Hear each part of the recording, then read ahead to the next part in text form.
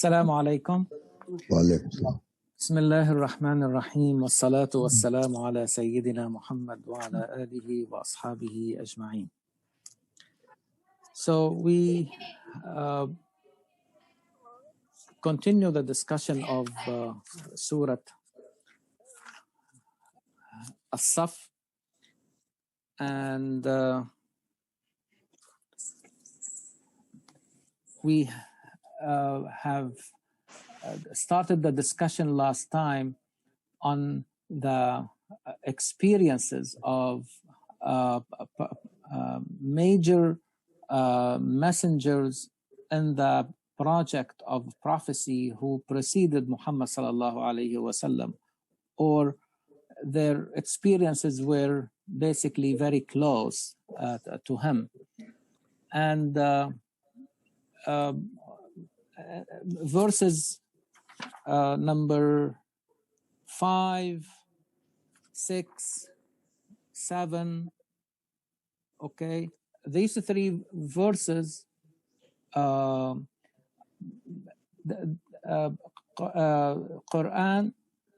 or Allah subhanahu wa ta'ala summarized for us three major experiences, each one in basically one verse, okay, like the experience of Musa alayhi salam with his people, the experience of Isa alayhi salam, and then the last one was the experience of Muhammad sallallahu alayhi wasallam with his people. And again, based on 9, we have seen that Quran is using all these experiences to support and emphasize the idea that we have seen in the central theme of the surah, which is don't be concerned. O believers, don't be concerned, okay? Things may take time, but don't let those who are really trying to extinguish the light of Allah subhanahu wa ta'ala to distract you. Okay, they are not going to succeed. They are not able. They are helpless, okay, to be able to do that, to achieve that objective or that wish, okay? So if you probably now, okay, at the time of the revelation of the surah, okay, it would have been too difficult like to see that, okay? This is why Allah subhanahu wa ta'ala brings to them and us these experiences to show them that this has been tried before. That was tried by the Pharaoh and his entourage to stop the message of Musa. What was the end result? You see who basically prevailed, okay? No question that the message of Musa alayhi salam prevailed, and basically all the Pharaoh and his entourage could not really fulfill their objective. They did everything, okay, possible, and they have all the resources. But again, I mean, the light of Allah is destined really to spread and to prevail. And the same thing happened with Isa alayhi salam.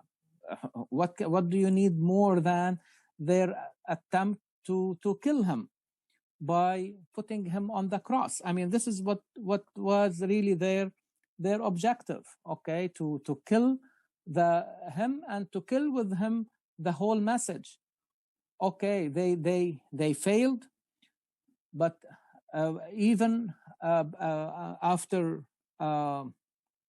Isa alayhi salam departed this life by dying natural death, okay, not by killing, okay, how many people accepted or adopted or espoused his message? what was the number of his students, of his disciples? 12 people.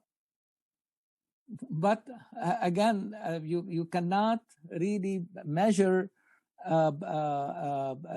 victory, okay, by just looking over really short period of time. Look today, all right? Half of the population on this planet belong to to Judaism, Christianity, or Islam. More than half of the whole population.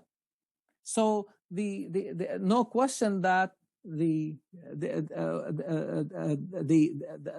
very important, okay, for all the generations to come till the day of judgment, that should be a deep belief. The same way you believe in Allah subhanahu wa ta'ala, we need to believe that His light also will prevail, and no one is capable of extinguishing that light. Okay, despite, I mean, all the attempts. Okay, all these attempts eventually will fail, and so the message, or the important message in this surah, not only to establish that fact that the light of Allah subhanahu wa ta'ala will prevail and no one can extinguish it, but also to show that this will prevail by the action of the believers, of those who really accepted the message. Okay, and so when they put their voice, time, effort, wealth, everything they have, their faculties, their reasoning, I mean, their ideas, their knowledge, put all these together to support the message, this is how eventually it will prevail. And this is why Allah subhanahu wa ta'ala emphasized this from the beginning of the surah. Ya ayyuha alladhina amanu lima taquluna ma la taf'alun kabura maqtan 'inda Allahi an taqulu ma la taf'alun. How come that you say something and you do something else? If you say that you have believed, it means that your actions should really show that belief. And this is why we saw it very clearly in verses number 10, 11, and 12, okay, 13, okay, tunjikum min adhabin alim. The right transaction, the proper transaction, the most successful transaction, the Quran bring it closer to our attention to make it really use the idea of trade and the transaction and business, okay, as a metaphor, okay, because people, I mean, all of us are involved in one way or another in some type of business and in our work, okay, but so we know what does it really mean. What does it mean profit, and what does it really mean a loss? Okay, gain and loss is very clear. I mean, in any type of a transaction, and here is the real transaction. Okay, the most meaningful transaction is really, if you really want to gain, if you want to be successful, if you want to be prosperous, okay, don't stop at talking. But if you say, I believe, تؤمنون بالله ورسوله وتجاهدون في سبيل الله بأموالكم وأنفسكم ذلكم خير لكم إن كنتم تعلمون. You see, so to put everything in your capacity. This is what it means to jahidun, to put everything, and everyone in this life, okay, is doing it knowingly or unknowingly. Everyone, or a lot of people, okay, regardless of their religious background or their belief, they are doing some form of effort, okay, or they are trying their best, like to achieve something. But Quran is saying, give that struggle, give that strive also, okay, a direction. I mean, if you look in Surah Luqman, which is number 31, just to give you a clear idea how Quran uses its terminologies, okay, how Quran uses these concepts, okay, so that we have a better understanding of them. If you look in Surah Luqman number 31, verse number 15, as you know, in Luqman was advising his son, and one of the advices he gave him is how to treat his number 15, how to treat your parents, even if they like make every effort to swerve you from the worshiping Allah subhanahu wa ta'ala as the only one true God.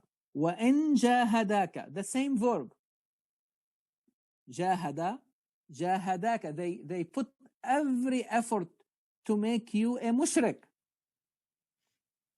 You see how the Quran is using the same verb, but now it has a bad direction. The actions taken by this type of parents is really the wrong, giving their struggle in life the wrong direction. And this is why Quran say, وَمَنْ جَاهَدَ فَإِنَّمَا يُجَاهِدُ لِنَفْسِهِ. So make your struggle, okay, to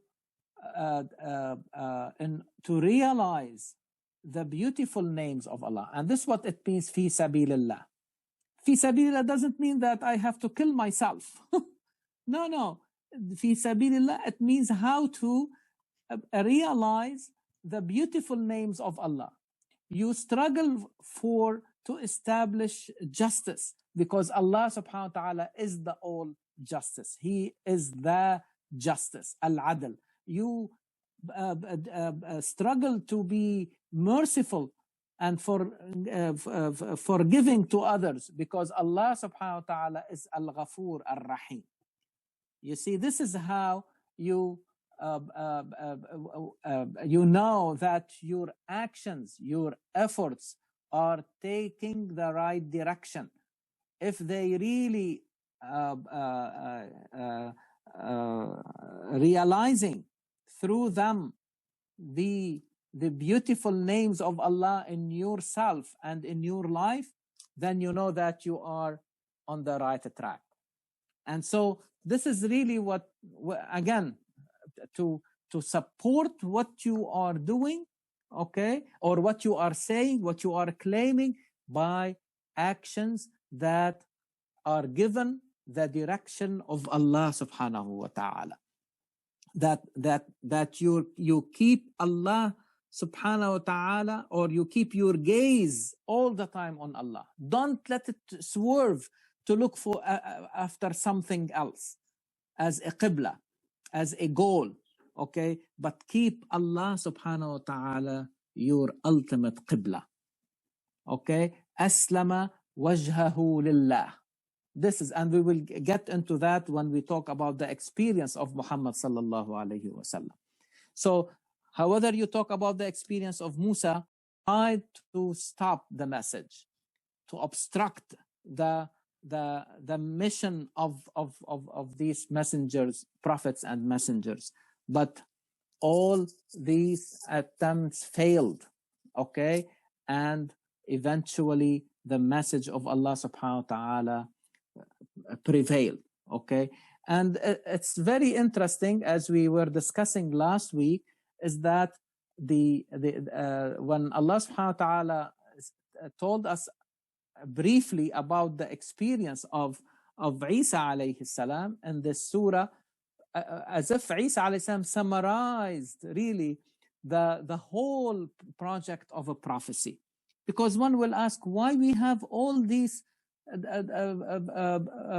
prophets and messengers spreading over thousands of years, okay? And no question, I mean, if you look at their experiences, you can see very clearly that all of them share the same vision, which is how to show their people, their followers, how to fulfill their common human enterprise, to be a true worshippers of Allah subhanahu wa ta'ala. They showed us, they guided us, they guided the humanity how to get closer to Allah, how to elevate yourself, liberate yourself from everything that may come between you and Allah.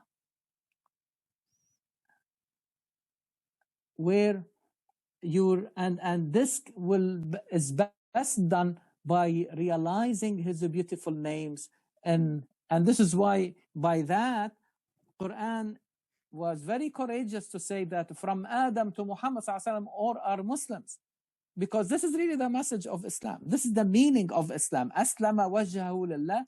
It means that you are keeping your gaze on Allah. He is the source of guidance. Now, these prophets and messengers came at different times, and they were in different locations. So with the change of time, space, circumstances, the challenges were different, the questions were different. They required a different mission. They have different missions based on these differences dictated by the change of time, space, circumstances. And so if one asks me, okay, what is the difference between Muhammad and Isa alayhim as-salam? What is the difference? I will say, okay, what is the difference between the sun and the moon? Both are sources of light, is that right? But each one shines in its own time. And the same thing for these prophets and messengers. They are all the same. They share the fact that they are showing the people the light of Allah subhanahu wa ta'ala. But they differ because they came at different times. And this is really the dynamicity that we need to see. Okay, let me tell you, the idea of dynamicity is a relatively new one. Okay, I don't blame people who lived like thousands years ago or hundreds years ago to really see this idea. And to be honest with you, this word dynamic, it really originated in the West. We don't have that word. Now we are trying to translate it to, or to give it an Arabic, for example, or Urdu or Persian really word. But this word as a concept originated here because it took humanity, I mean, thousands of years to understand what does it really mean dynamic, how things change over time.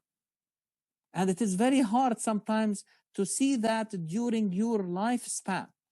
And this is why the study of history, I would say, changed, especially with Ibn Khaldun, because he was able to see the dynamicity. And Iqbal said it very clearly. He said that it would have been too difficult or very difficult for someone to come up with this idea who is not familiar with the dynamicity seen in Quran. So and this is very important, my dear brothers and sisters, to understand that things move through time. Even al-wahi or revelation moved through time. And Isa alayhi salam in this surah is summarizing that concept when he said to his people, إِنِّي رَسُولُ اللَّهِ إِلَيْكُمْ مُصَدِّقًا لِمَا بَيْنَ يَدَيَّ مِنَ التَّوْرَاةِ. I am endorsing what has been revealed before me in the Torah. What does it mean, musaddiq? What does it mean, this methodology of tasdeeq? Okay, it's not just to say, okay, I am signing off. No. How to bring that previous paradigm. Okay, think about Isa alayhi salam, okay, and preceded by Musa alayhi salam. And Musa brought the revelation in the form of the Torah from Allah subhanahu wa ta'ala. Now Isa alayhi salam, he knows at-Tawrat. وَيُعَلِّمُهُ التَّوْرَاةَ وَالْإِنْجِيلَ. You see what I mean?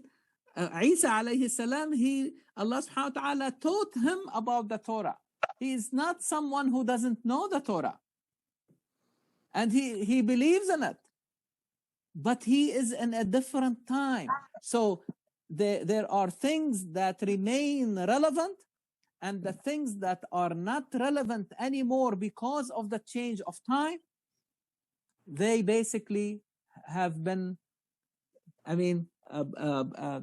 taken away, if you like.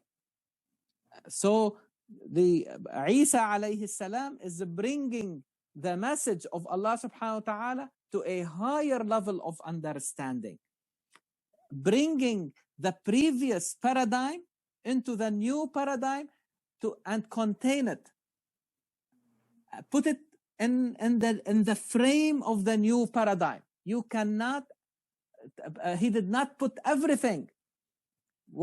And he said it very clearly, وَلِأُحِلَّ لَكُمْ بَعْضَ الَّذِي حُرِّمَ عَلَيْكُمْ. There are things that were forbidden. Now they will be permissible.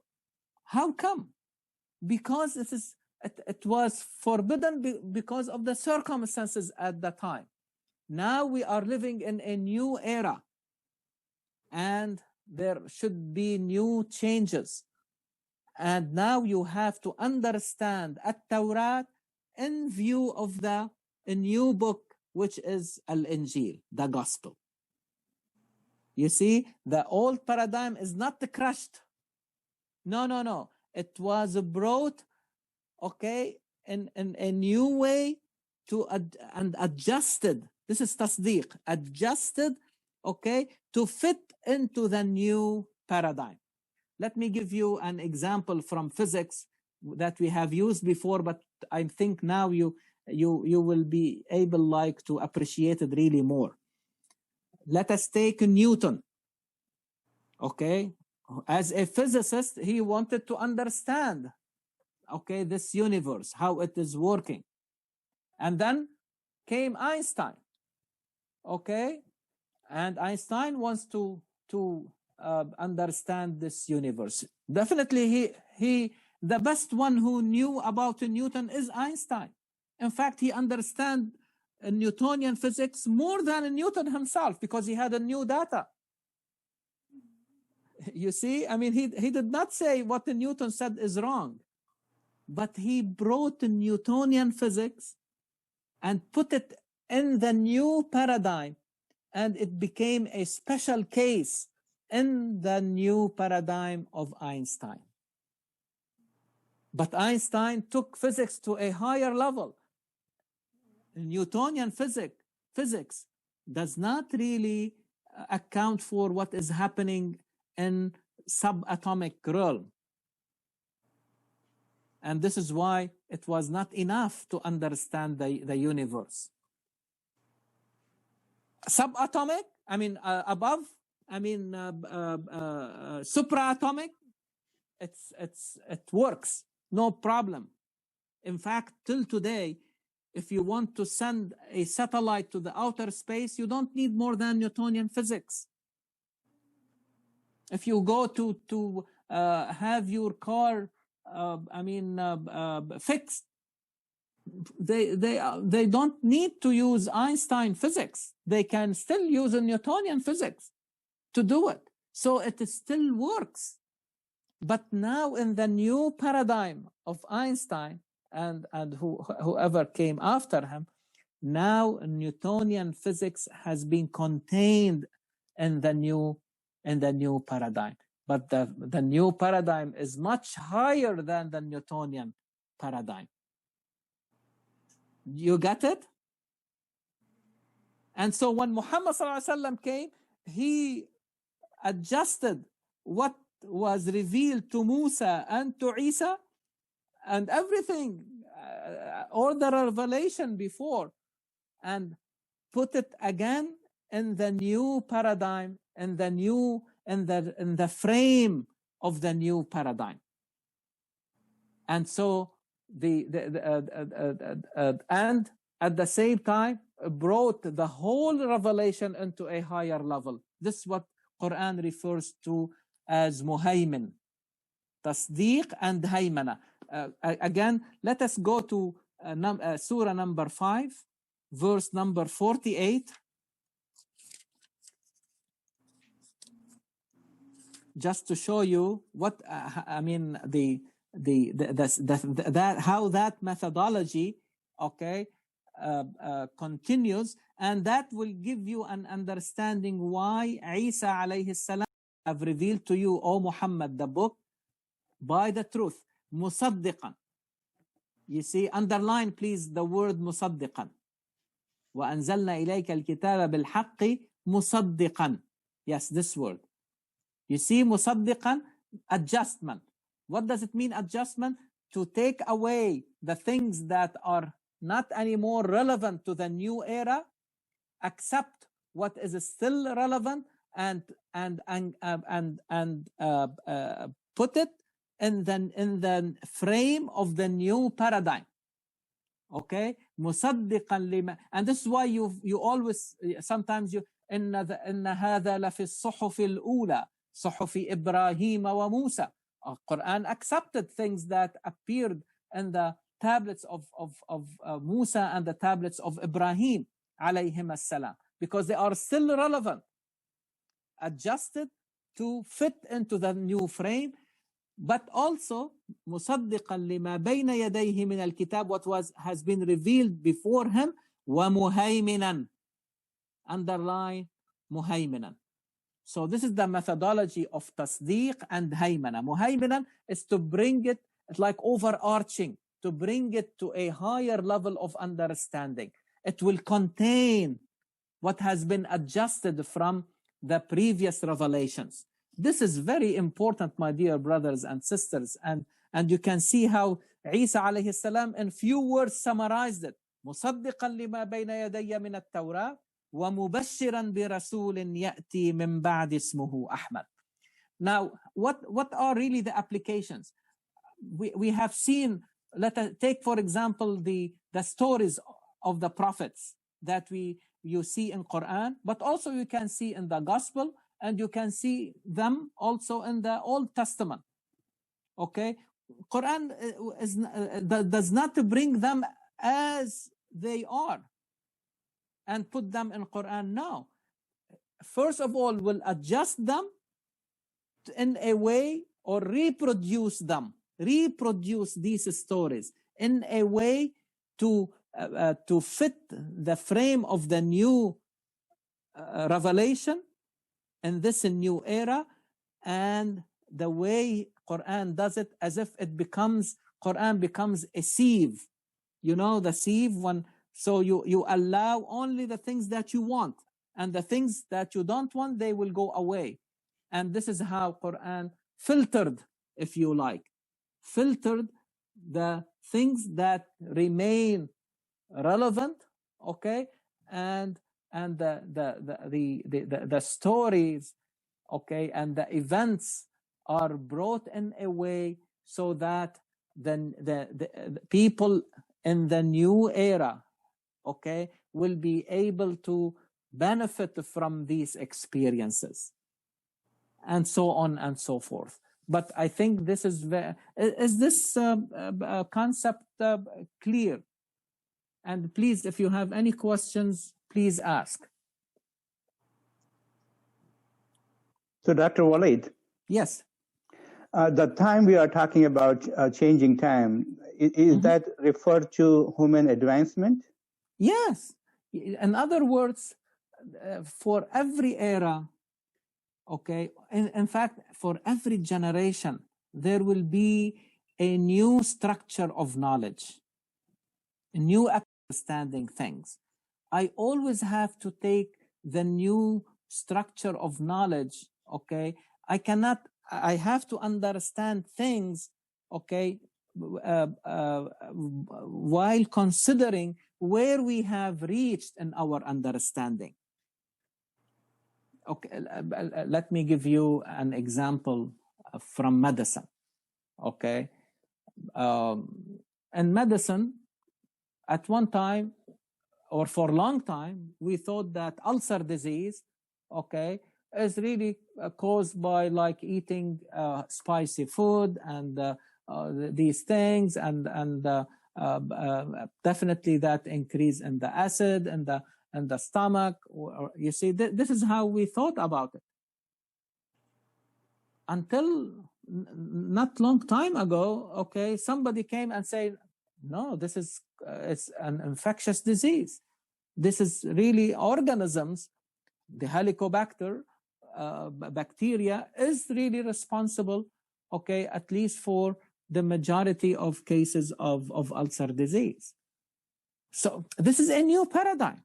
As a physician, I cannot really like practice medicine by ignoring this new paradigm.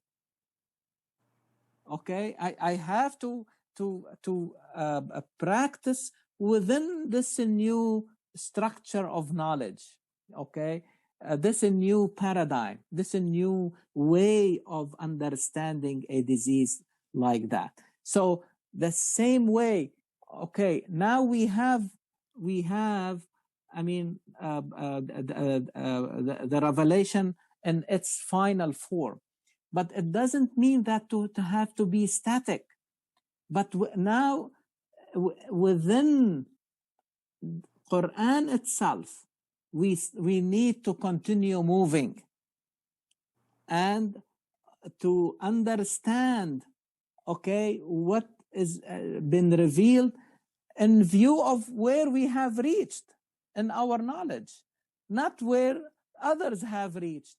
That would really become very difficult, really, like, and this is, I can say, one of the things while we are still behind, because we have stopped the movement. And what we are saying, we need to continue the movement, but within the reference, within Quran, because Quran has this capacity to provide us generation after generation with a new understanding, with a new interpretation. My brother who asked the question, the problem is Naziruddin. Naziruddin.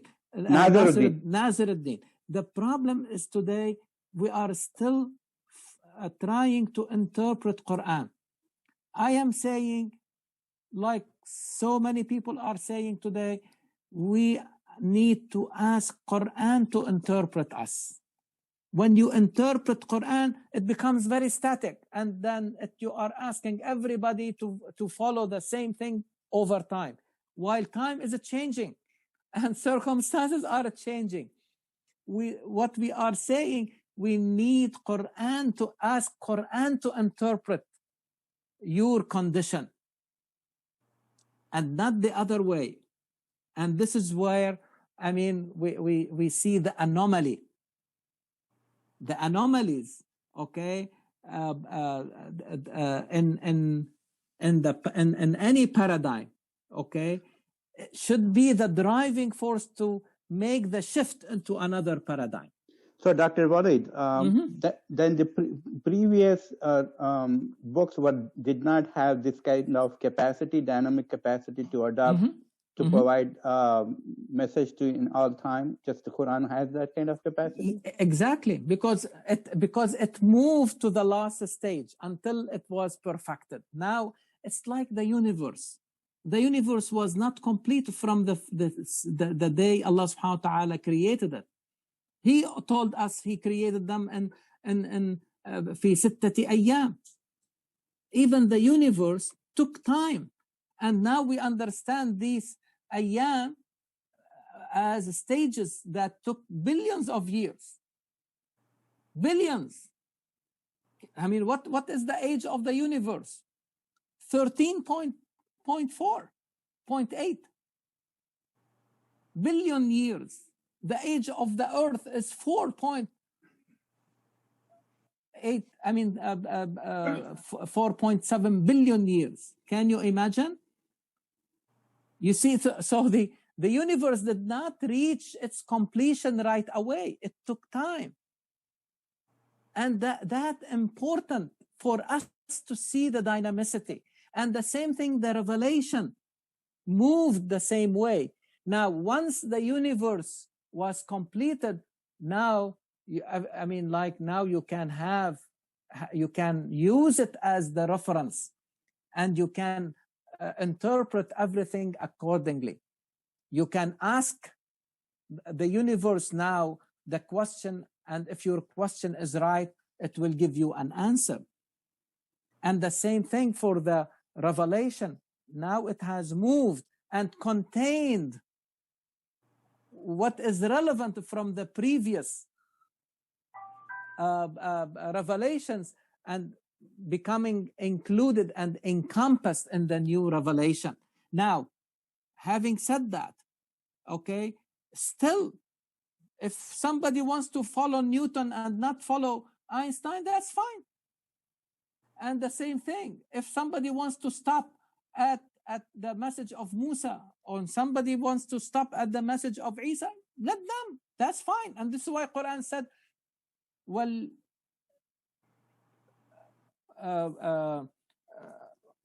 back again to Surah Al-Ma'idah, we're talking about verse number 48, 47. It's 40, just one before it. وَلْيَحْكُمْ أَهْلُ الْإِنْجِيلِ بِمَا أَنزَلَ اللَّهُ فِيهِ. If you want a reference, go, but follow it. You see, وَلْيَحْكُمْ أَهْلُ الْإِنْجِيلِ بِمَا أَنزَلَ اللَّهُ فِيهِ. Okay, but you will see it to yourself. Is it really responding to all your questions? The same way, the difference between Newton and Einstein is that there are questions that are not answered by Newton. I need a higher level of interpretation of the universe to answer new questions, especially subatomic. And see how the advancement that we look at the GPS in your car. Okay, if it were not for Einstein, you would not have it. Newtonian physics will not help you. Newtonian physics, time is really absolute, but time with Einstein became capable of being dilated. In other words, the time on Earth is not the same at the time perceived by the satellite. And the difference between this delta t, the difference between that and time between the two locations will allow the satellite to basically determine your position in that street or on that seat, on this highway or that highway, you are going north or south. I mean, see how it really even changed our life. Remember the days when we used to have instructions written on a small piece of paper, or really having these maps in the car, like to guide us where to go. Now you don't need all this. Okay? Somebody is really guiding you to reach your destination because of we have a better understanding of the universe. The same way you need a revelation that is capable of answering the questions for your era. And the reference of guidance for this era is Quran. Again, if there are people who basically want to remain, to follow, the gospel. Quran did not say you should not do it. But if you need more, there is something more. Thank you for the answer. It's amazing. If you put these things together, it's not like one is against the other. This is the most important thing. As I said, the difference between sun and moon is that each one is shining at a different time, but both of them, even Quran in the same surah, Surah Al-Ma'idah, described Al-Injil فيه هدى ونور, and the Tawrat فيه هدى ونور, light and guidance. But follow it. Don't say that I am a Christian and you follow something else. Or you say I am Jewish and you follow something else. No, follow what you are. You said that this is your guidance. If you notice, if you feel that there are things that you need more answers, there is another revelation. So you reach it by your reasoning, not by force, not by like saying, oh, you have to do this and that. No. Look, see for yourself, okay, what would really work for you. Brother Khayr, I was going to say that only the book right now we have original is Quran as I have it. The other book or the gospel and the other one is no any original written. And I'm saying that how does people gonna navigate their guidance? Because too many changes. Yeah, you cannot. Very good, Jamal. It's very interesting that Quran did not go into that argument. There is no place in Quran where Quran would say, okay, the Quran emphasizes important thing, that change in time. You see, the change in time is the one that dictated the need for another revelation. And not because it is right or wrong, regardless. Or there may be some changes. No. Let us assume that everything is right. Okay? Again, that becomes a different type of argument, okay, like for historians but Quran did not really go into that argument. Quran is saying, I am asking you to follow Quran because this is the book for this era. لكل أجل كتاب. Let me show you how Quran approached it in Surah Ar-Ra'd. Very beautiful, honestly. It is amazing. The way Quran introduced this issue, different from what is prevalent in the minds of the people. Okay, now the argument is doesn't lead you anywhere. Okay, Quran is saying, don't worry. Okay, I am not going to argue with you. However, it is the issue is the problem of time. Look in Surah Ar-Ra'd number 13 and verses number 37, 38, 39. And I really urge all of you to look carefully, take notes if you like, where these verses are, so that later on you can read them and capable of doing it today. You see what I mean? The same thing in Quran. Okay, Muslims unfortunately forgot or they could not see the dynamicity that is needed inside Quran today. Yep. We need to move. We have stopped, and we thought that things have to be the same in all generations. This is not true. It doesn't work. If like we have seen the dynamicity over time, okay, and the same thing, you need to continue this movement within the revelation in order, and Quran has the capacity, because he described himself like this: قل لو كان البحر مدادا لكلمات ربي لنفد البحر قبل أن تنفد كلمات ربي ولو جئنا بمثله مددا. So in other words, the number of words in Quran are, yes, finite, but as we said last, boundless. In other words, the meanings that can be derived and the meanings that each generation can extract from it, okay, will not really perish.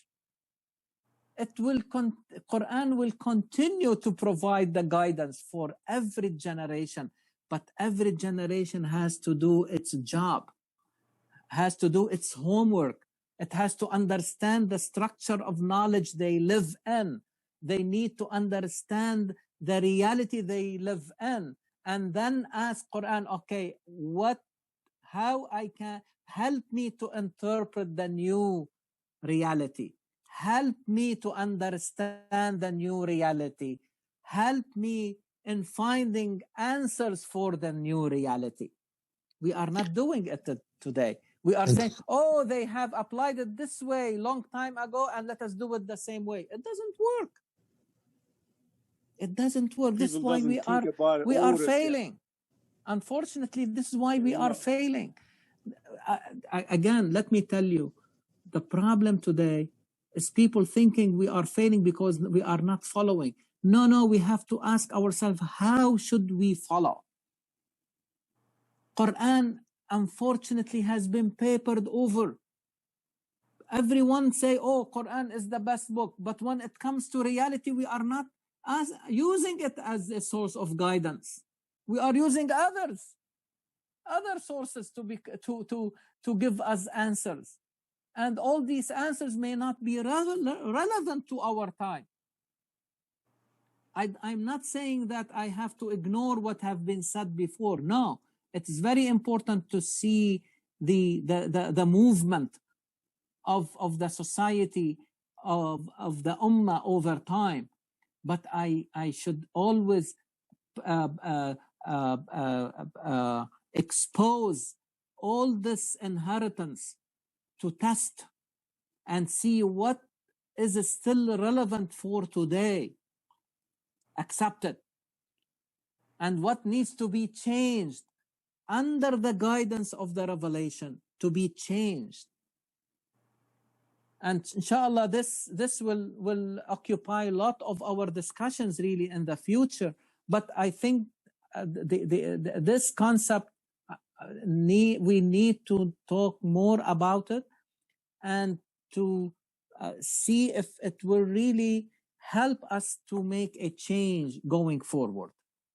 And this is why Quran in this surah, look at the corresponding verses at the end of the surah, verses number 13 and 14, which is really support the claim of Isa alayhi salam. The revelation will stop with me, but I am telling you about another prophet coming after me, another messenger coming after me. His name is Ahmad. He will bring the revelation into a higher level of understanding. You see how the movement described by Isa alayhi salam. So Kunu Ansar Allah, support the values derived. Who is Allah? Allah is Al-Adl. So you have to support Al-Adl, justice. Allah subhanahu wa ta'ala is the all-knowing. You have to make knowledge prevail over ignorance. prevail over wickedness. See, this is really the whole idea, okay, of kunu ansar Allah.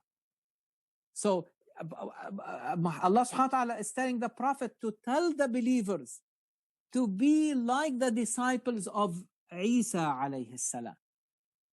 This is what Isa told his people. The few people who accepted the message, just be supportive of these high values derived from the beautiful names of Allah. كونوا أنصار قال الحواريون نحن أنصار الله. So the idea here, فآمنت طائفة من بني إسرائيل وكفرت طائفة فأيدنا الذين آمنوا على عدوهم فأصبحوا ظاهرين. So Allah subhanahu wa ta'ala supported those who believed. But I mean, and they prevailed. The 12 people, did they prevail at that time? They did. The message prevailed, yes. But it took time. And after 300 years, the whole, Roman Empire adopted Christianity. Who would have thought about it at that time? When they were only 12 facing this, and again, what does it really mean at their trial and their attempt to kill Isa alayhi salam by putting him on the cross? Okay, what is the objective? Is really to extinguish the light of Allah, the light of the new message. But eventually, yes, over time, by the effort of these few people, the message prevailed because they accepted. They did not say, okay, we believed in you, and they sat in their houses idle. Do you know Peter radiyallahu anhu, radiyallahu anhu, okay, Peter, Saint Peter, yes, who is really one of the top disciples of Isa alayhi salam. Where did he go? He was a fisherman. And I encourage all of you to read his story. Whatever is available. Whatever is available. But you will see for yourself that this individual ended up in Rome. How did he reach there? Yes, he has a small boat. But between using his boat and walking, he was walking definitely on his feet. There were no cars or planes. Is that right? Right. Is it a legitimate question or not? To move from Palestine to Rome, by itself is a huge struggle. Okay, and he died over there. Is that right? He was buried there, and his grave is still there. And he was made a saint.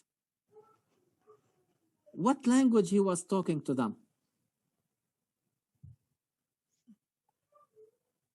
How come these people saw his value? How come they appreciated him to the point that they built a place for him that people will visit? He spoke the truth. There should be something. I don't need the history to tell me, but if I tell you that somebody is taking insulin, do you need to be a physician to know that this person has diabetes? No. Everybody now know. Even somebody who probably didn't go to to school, he may know, or she may know that if somebody is taking insulin, it means they have diabetes. Even if they don't know anything about diabetes. So now the same thing, if I see that the people in Rome had appreciated that person to the point that made him a saint, and they built for him a grave that till today people are going to visit, what does that tell you about the person? He was an ordinary person? No. So did he like achieved his objective, I mean, by sitting at home? No. Or he was struggling of going from one person to another so that he will spread the light of Allah subhanahu wa ta'ala. Correct. Wallahi, one of the things on my list to do is really to visit him in his grave. And I will say it very confidently, to read Al-Fatiha at his grave. The same way I will do it, or I did it when I visited Muhammad sallallahu alaihi wasallam and Abu Bakr and Umar. There is no difference between Peter and Abu Bakr and Umar.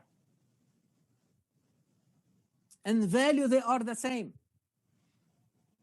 Right. They both are disciples of great prophets and messengers. Let me tell you this, share with you this story. I said this many years ago, and you know, kids hear you. I mean, like, even if they are not sitting with you in the same room, they will assimilate everything. So years passed, and then my daughter came to me one day, and she was studying at that time at Loyola. Loyola has a campus in Rome. And she came to me and said, "Papi, I want to do the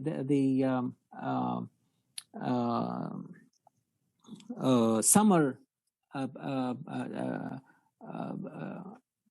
quarter or semester to do it in Rome. I can attend the campus over there." So in order really like to convince me, she said, "Papi, I will also go and read Al-Fatiha on Peter's grave."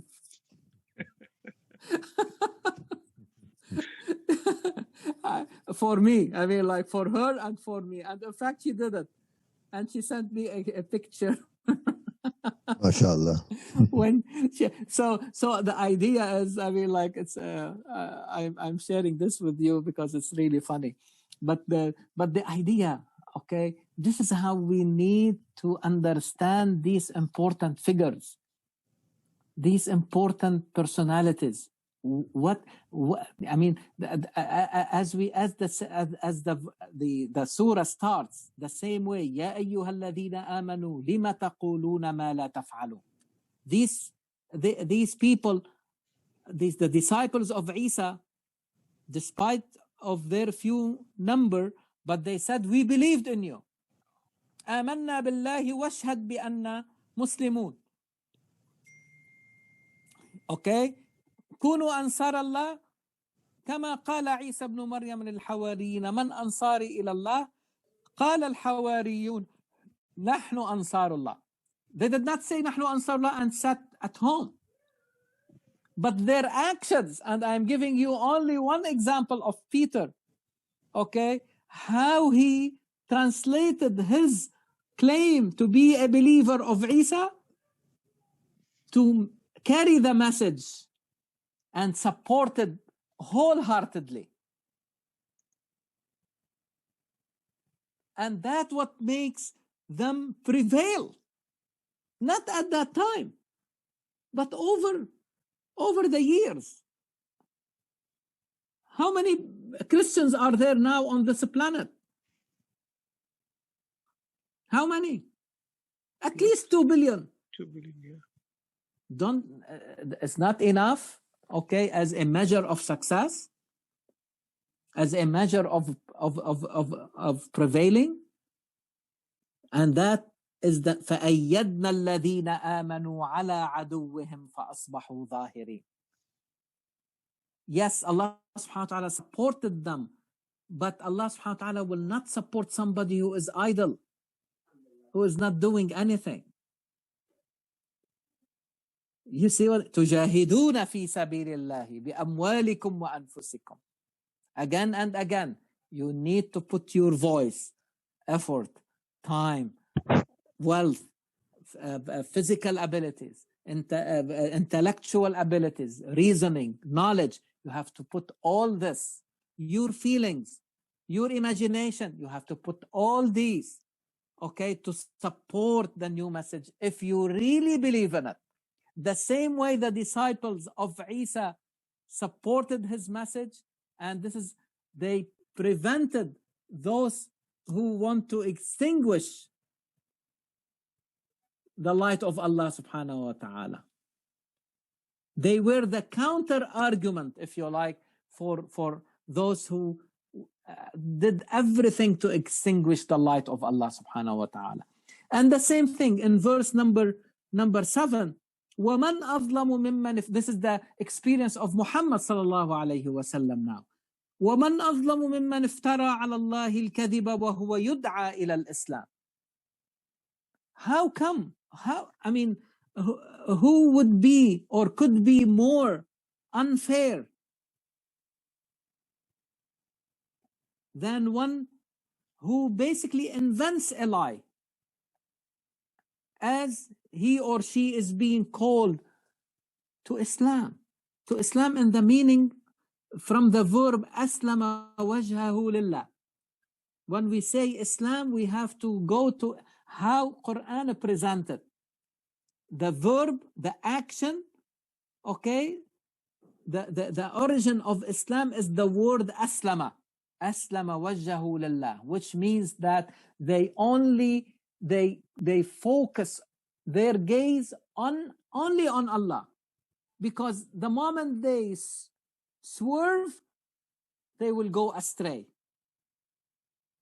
And this is why, in that meaning, all the prophets called upon their people to be Muslims, to make Allah subhanahu wa ta'ala their ultimate qibla, to make Allah subhanahu wa ta'ala the source of their guidance, not something else. And this doesn't come, I mean, like simply.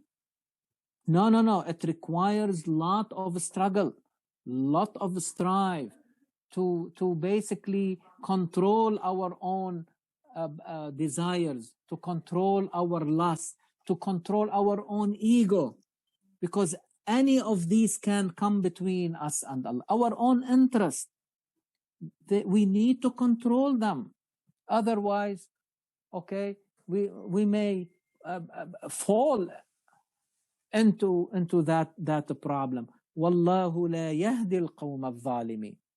The same way Allah subhanahu wa ta'ala does not guide those al-fasiqeen who try to cut every type of relation, whether it is with Allah or with the people or with their surrounding, okay, by spreading mischief, okay. And also by the same way, he said that he doesn't guide those who are unfair, those who are transgressors, those who go beyond the limit, those who they oppress others. What are they? Those who are trying to extinguish the light of Allah subhanahu wa ta'ala. What, in fact, this is what they are doing. They are forcing others, okay, or obstructing the guidance of Allah subhanahu wa ta'ala from reaching the people. This is the worst forms of oppression. In other places, Quran will call it fitna. Okay? وَالْفِتْنَةُ أَشَدُّ مِنَ الْقَتْلِ وَالْفِتْنَةُ أَكْبَرُ مِنَ الْقَتْلِ. This type of aggression, this type of forcing people, okay, to against their will to follow certain idea or certain belief is really worse than killing itself. Is there a crime worse than killing? Murder? Quran is saying what is worse than killing, what is worse or bigger than killing is to force someone to choose something that they are not really choosing for themselves. وَمَنْ أَظْلَمُ مِمَّنِ افْتَرَى عَلَى اللَّهِ الْكَذِبَ وَهُوَ يُدْعَى إِلَى الْإِسْلَامِ وَاللَّهُ لَا يَهْدِي الْقَوْمَ الظَّالِمِينَ يُرِيدُونَ لِيُطْفِئُوا نُورَ اللَّهِ بِأَفْوَاهِهِمْ. All these, okay, in the days of Musa, or in the days of Isa, or in the days of Muhammad, they were trying their best to extinguish the light of Allah, but all of them failed. And you have a good example in the followers of Isa alayhi salam. Act like them. Don't say something and do something else. Let your deeds be compatible with your claim. If you say, I am among Ansarullah, I am a follower of Muhammad or follower of Isa, put every effort for that message to prevail. You reflected your heart to your action. That's it.